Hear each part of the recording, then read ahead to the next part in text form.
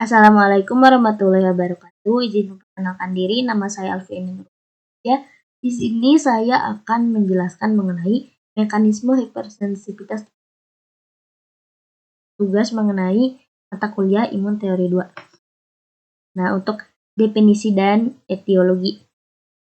Reaksi hipersensitivitas tipe 4 ini disebut juga reaksi hipersensitivitas yang lambat. Reaksi ini tidak melibatkan antibodi, biasanya timbul pada waktu 24 jam dan 48 jam setelah terjadi paparan oleh antigen diperantarai oleh sel T yang spesifik terhadap antigen. Reaksi terjadi karena sel T sudah disensitasi terhadap antigen tertentu.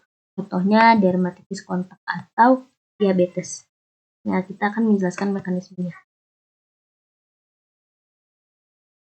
Nah, untuk sensitasi awal ya. Nah, ini kita memiliki sel T, antigen, TCR, MHC, antigen CD14, yaitu sel T helper dan sel T sitotoksik. Nah, hubungannya apa sih dari yang ada di gambar ini? Nah, ketika sensitasi awal atau ketika antigen ini pertama kali masuk ke dalam tubuh, antigen ini akan diproses oleh sel penyaji. Contohnya itu adalah atau sel makrofag. Nah, sel makrofag ini akan memproses antigen dan mempresentasikannya pada sel T helper atau CD4+ melalui molekul MHC kelas 1. Dari sini, dari molekul MHC kelas 1. Nah, kalau sel T helper ini sudah spesifik terhadap antigennya, dia itu akan berkembang menjadi sel T memori dan berperan pada paparan berikutnya atau terhadap antigen yang sama. Jadi, si sel T ini akan mengingat gitu si paparan yang memang sebelumnya sudah terjadi.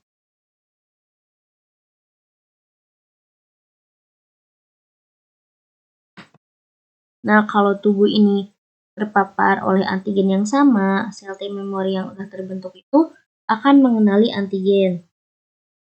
Sel T itu akan mengeluarkan sitokin, terutama interferon gamma, yang akan mengaktifkan makrofag dan sel efektor lain.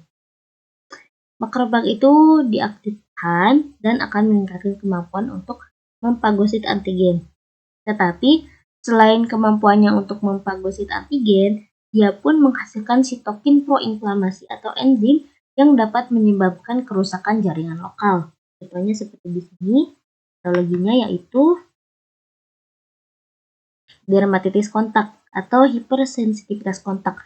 Contohnya ketika orang yang keluar rumah atau orang yang terkena dingin dan hawa panas, dia akan timbul bentol-bentol atau kemerah-merahan kulitnya karena kulitnya yang sensitif.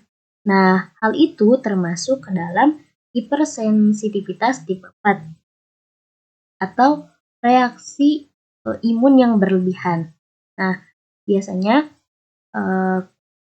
kulit yang sudah kemerah-merahan itu atau bentol-bentol itu akan seperti sedia kala, dapat dalam jumlah besar atau dalam jumlah kecil. Nah, lama-kelamaan si kemerah-merahan dan bentol-bentol itu akan hilang, tetapi akan terjadi berulang karena bisa disebut tipe kulitnya adalah tipe sensitif. Nah, ternyata tipe kulit sensitif ini ternyata bagian dari mekanisme hipersensitivitas atau reaksi yang berlebihan oleh sel imun terhadap paparan zat asing. Tidak hanya hipersensitivitas kontak kulit atau derma, tetapi bisa karena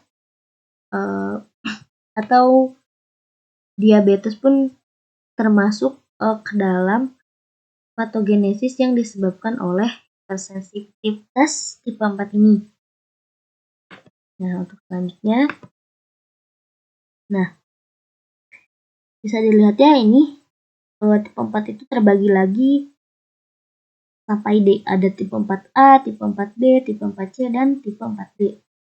Nah, seperti yang lihat di sini ya. Tipe 4 ini antigen larut yang dipresentasikan sel atau stimulasi sel T langsung. Nah, kalau tipe B ini sama ya semuanya. Yang membedakan itu adalah sel efektornya. Sedangkan untuk reaktan imun ini, reaktan imunnya berbeda, antigennya sama, sel efektornya berbeda. Nah, kalau misalkan tipe 4 ini ada aktivasi makrofag, tipe 4B-nya ada eosinofil, tipe 4C-nya ada sel TC dan neutrofil kalau untuk tipe 4B. Nah, ini sel efektornya atau sel yang bantunya. Nah, ini untuk tipe 4 ini ada reaksi tubulkolin. Nah, kalau tipe 4B ini reaksi hipersensitivitasnya yaitu asma kronik, kronik, esantema, makulopapular dengan eosinofilia. Nah, kalau tipe 4C ini adalah DK, esantema, makulopapular, dan bulosa atau hepatitis. Nah, tipe 4D ini yaitu AGEP, penyakit, dan BCT.